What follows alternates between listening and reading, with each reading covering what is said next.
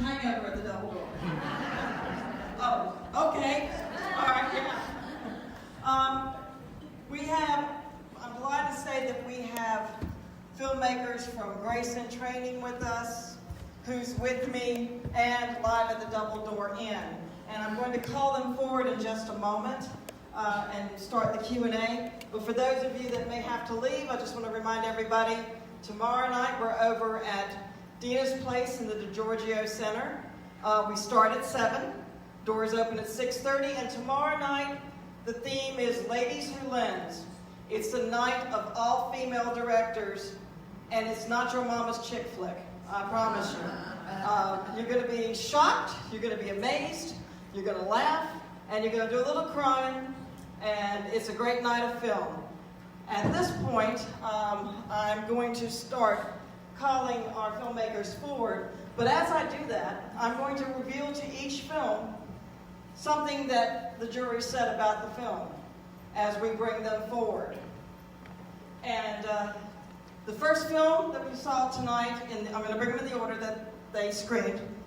Grayson Training. Oh, let me get where you cannot get my backside. Grayson Training was the first film to screen tonight that the filmmakers are here.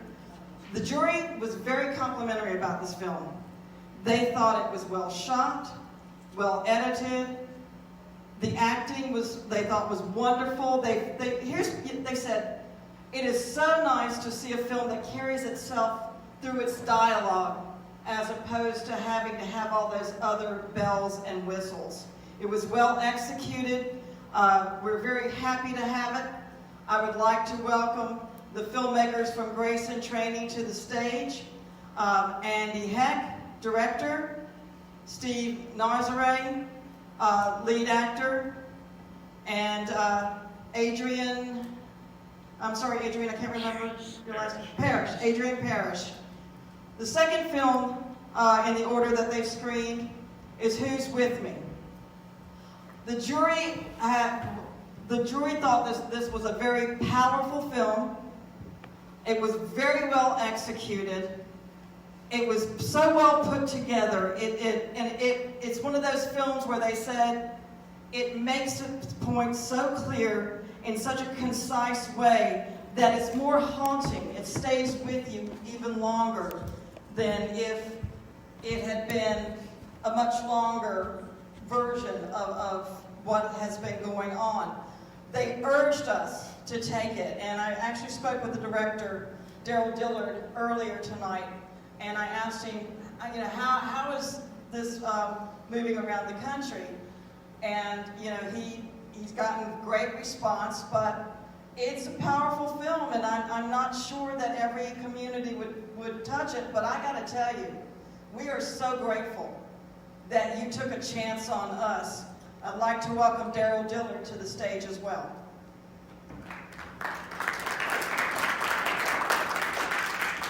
And now, live at the Double Door Inn, there are so many of us here that remember having such good times at the Double Door Inn. And one of the jurors said about this film, I was never there, but I felt like I miss it so much. It was so well done, and I know it took a village to make this film. And one of the questions we're going to ask is how long it took. About 1.5 years, I think, maybe almost 2 years to get everything together. But you captured the spirit of the place totally. So I'd like to welcome producer Kim Brattain and editor Rick Fitz to the stage, please. Come on over, guys.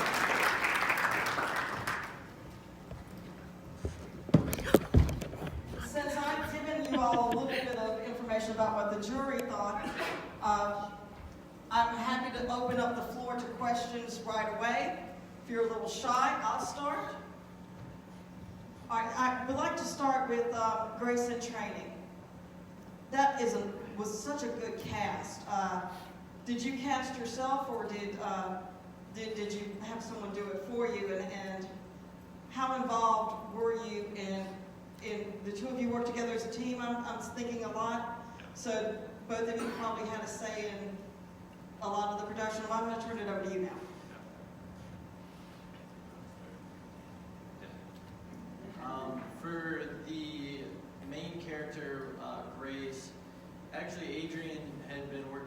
podcast, and they had gotten a pretty good response for their casting on that as far as voiceover talent. And he had mentioned this one girl, Julia, who hadn't actually made it into the podcast, but he really thought she did a good job with the read. So we just met up with her at a coffee shop and did a casting there, and we thought she was great, so we went with her. For the character of Craig, we had 2 different people try out for that. Kind of same format, we just met up with them. We didn't do like an open casting or anything like that. And then the supporting actress was actually, for some reason, the hardest one to cast, the other server. And I had reached out to probably 6 or 8, probably more women to be part of that role, and I couldn't find anybody. So Cassandra, who actually played that role, isn't actually an actress. She's just somebody that I work with. So I asked her if she'd be interested, and she said yes. And I agree. Everybody was really great. Darryl, what possessed you to make this film? You and I had a little bit of conversation earlier that pursuing this film has, caused a little bit of friction, maybe amongst friends and family, but apparently you were just driven to get this powerful message across anyway. But tell us about the process of how it came about.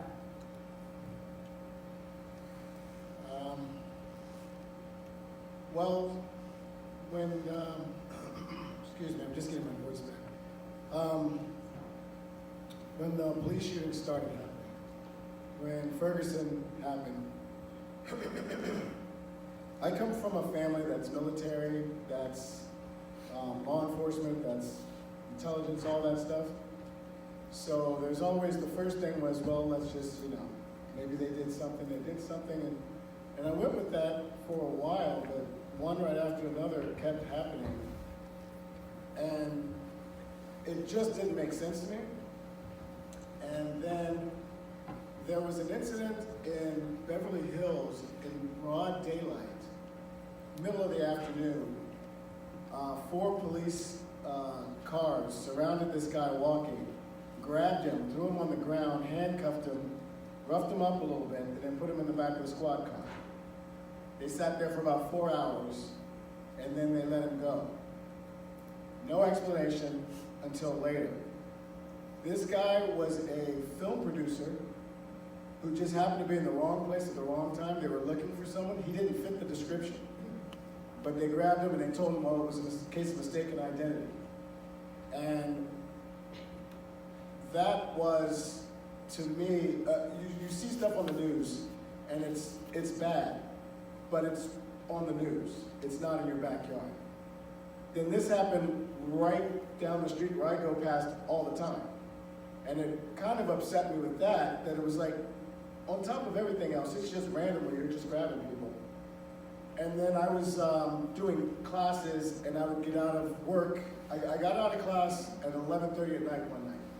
And I was in Hollywood, and I had to drive home, and I was driving, I had to drive across town. So I'm going through different neighborhoods and not really thinking about too much. And then a police car turned around and followed me for about 6 miles.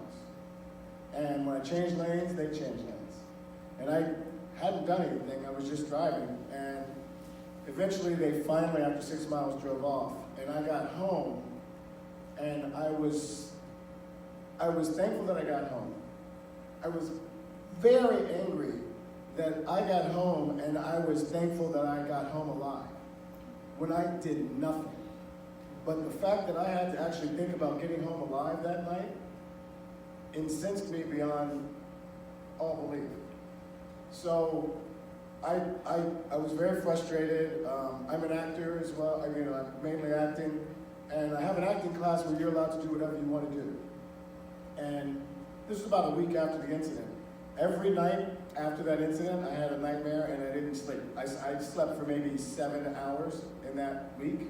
And I kept having this stuff going through my head. So finally I went to class, and they say, you can do whatever you want to. It's a closed session for us to just get what we want out. And I got up on stage and I blurted all of this out. And I was so angry about it. I blurted it out. And then I walked off the stage and I sat in the back and I just started crying. So my teacher told me, he said, you've got to do something else with it. You can't just let this die. And I said, I just need to get it out. So over the course of the next 2 years, I worked on it, but I had, they kept happening. So I had conversations, you know, people get on social media, and they start talking about things. And I grew up in Maryland, in suburban Maryland, so I have a lot of friends that were in law enforcement, and I happened to just make a comment on one of their pages. I had 7 people in the course, after I made that comment, about over the course of 2 hours, 7 people gave me a private message saying I shouldn't say something. Saying, what are you doing? You should, you know, that's not like you, you should just, you know. And I said, all I'm doing is making a statement about how I feel about it. One in particular had made his way to police chief in PG County where I grew up. And I had posted something and I just said, you know, this doesn't make sense. There's no way that there's these, you know, all these people are right. And then they, you know, people were saying, what about the good cops? And I said, the second you show me a cop that stopped someone, then I will believe in that. And he went off. I couldn't even tell you how long it was. It was nothing but calling me names, cussing, all these things. And I went back, I said, okay, that's how you feel, this is just how I feel. We went back and forth for 4 days, and I finally, at the end of it, I said, all right, we're clearly not going to agree, but can we at least agree on 2 things? One, all police are human. And 2, human beings make mistakes. He cussed me out, never spoke to him since. So after that, I said, you know, I performed it again at a show, and a couple of my friends who had just actually started a production company came to me and said, look, do you want to do something with this? So we thought about it, and we shot this, because I thought about it, I said, I don't want to just stand up there and say something. And everything in the film is very intentional. The beginning is because I really wanted to go up to an officer and say, okay, tell me why. Can you at least tell me? Every officer or friend that was an officer that I tried that would not talk to me. Just said, you don't know what it's like. I said, fair enough. So then I was talking to friends, and I had those 7 friends. I've lost about 10 to 15 friends that I grew up with over this film. So the second part is about them, because they refused to even have a conversation about it. And then the third part was because every time someone said something, someone said, well, all lives matter. I said, well, if that's how you feel, how come you didn't say that right after this person got shot, right after this person got shot? The only time you said that was when Black Lives Matter showed up. So I lost friends over that. So I've lost a lot of friends, and for me, I'm a very private person. I have a lot of things that I think, and I just don't say them. And this one was so much, it wasn't a fact of me feeling the need to say it, it was something that overcame me and I couldn't stop it. And it taught me a valuable lesson. And the lesson is, a lot of times we feel like what we think doesn't really matter, or nobody cares what we think. But if it's something that sticks with you for a long time and it's just in there and you have to get it out. Because there's a lot of people that feel the same way that are waiting for someone to say it. That's what I found over the course of this whole going to the festivals. There's a lot of people that were feeling the same way, but no one really said it. And I've had a lot of people thank me for saying it, so I've made the friends I lost threefold, so I'm okay with that.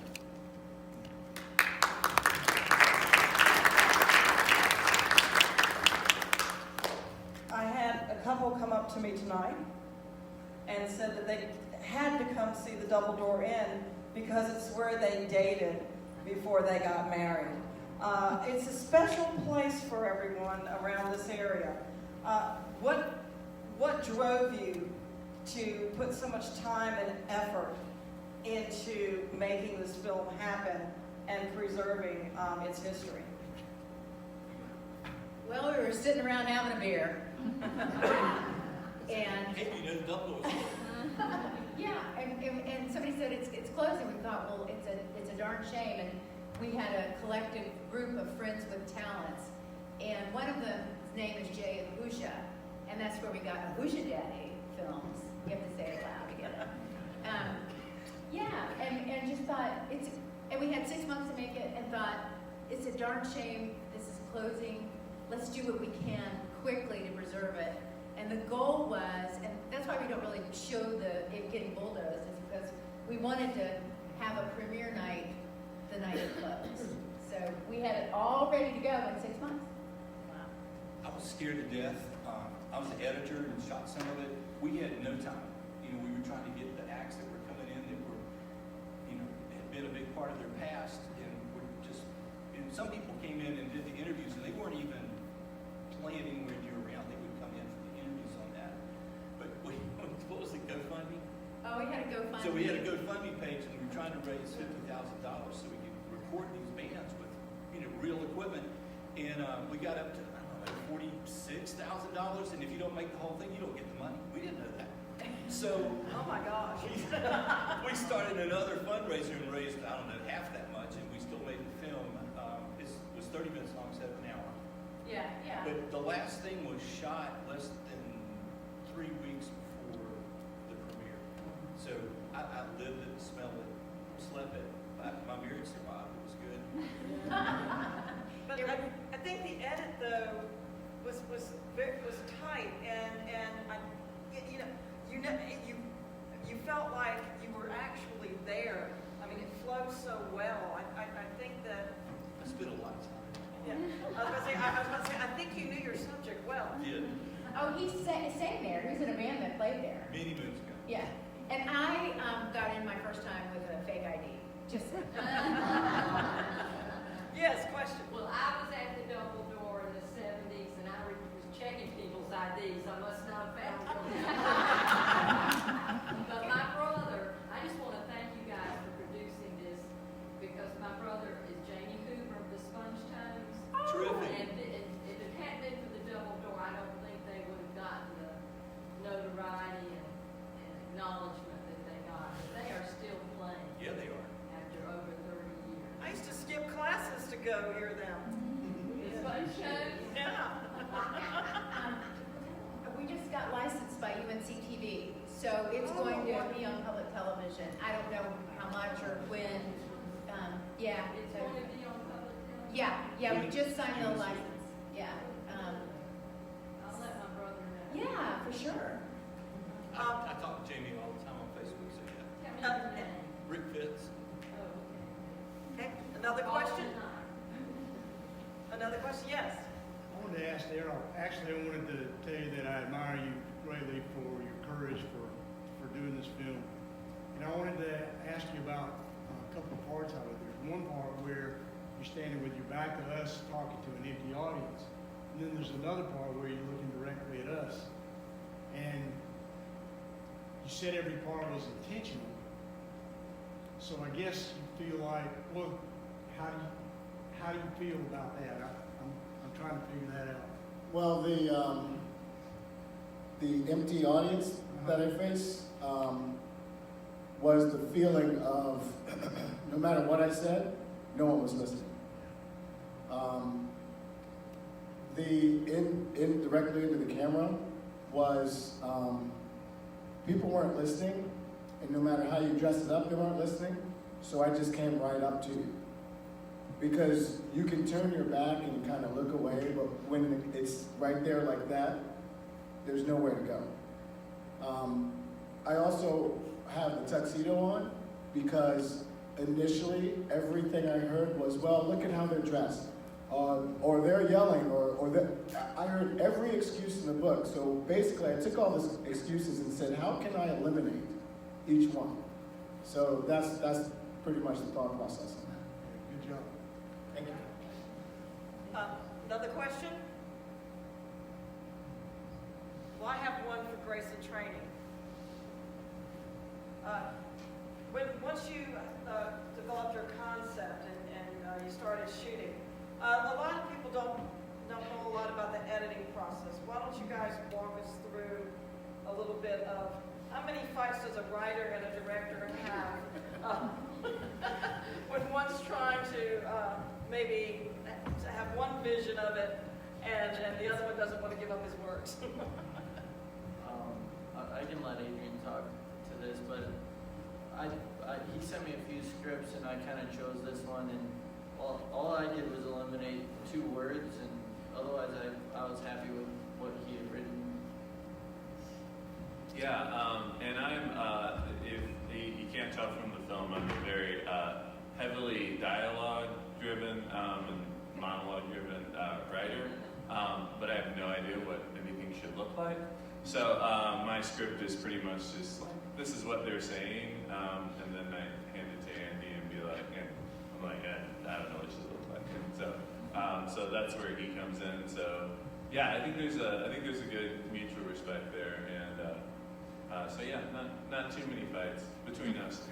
Well, that's the wonderful thing, it's so dialogue driven, and you took it, I mean, with your vision, and I got a sense that I really knew this young woman so well by the end, and I like the open-ended, was it her father really, or wasn't it? And at least the interpretation open to the audience.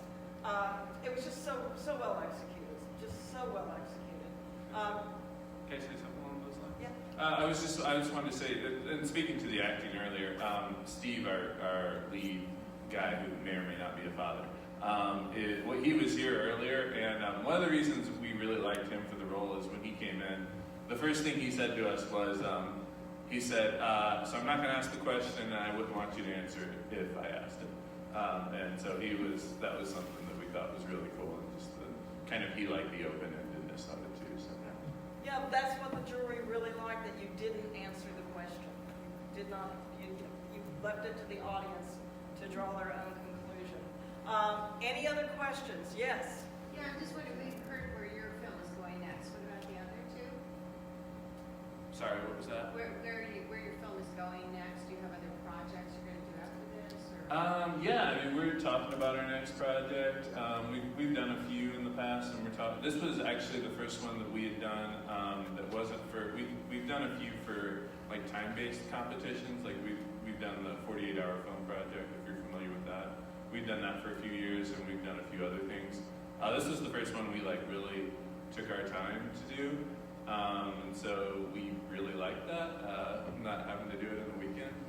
So that's something we're looking at doing another one, and as far as where the film's going, we're just trying to get it, putting it out in more festivals, and just trying to get more conversations, more people seeing it. And you just recently screened in Charlotte, didn't you? We did, yeah. We just recently premiered it, so you all are actually the second actual audience to see it. So thank you for watching.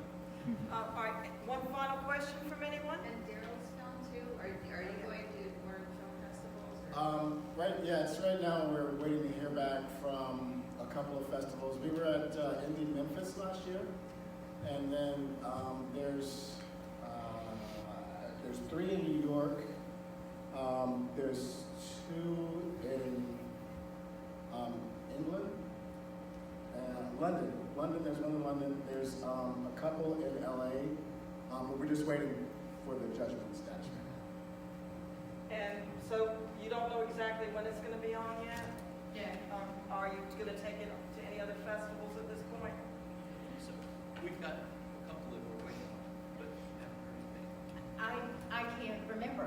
Honestly, we produced it in 2017, so this festival came on our radar, and I thought, boy, it would be wonderful to be here in Rock Hill. So we're so delighted that you found us and came down, and you just made so many people happy tonight, being able to relive some of the memories.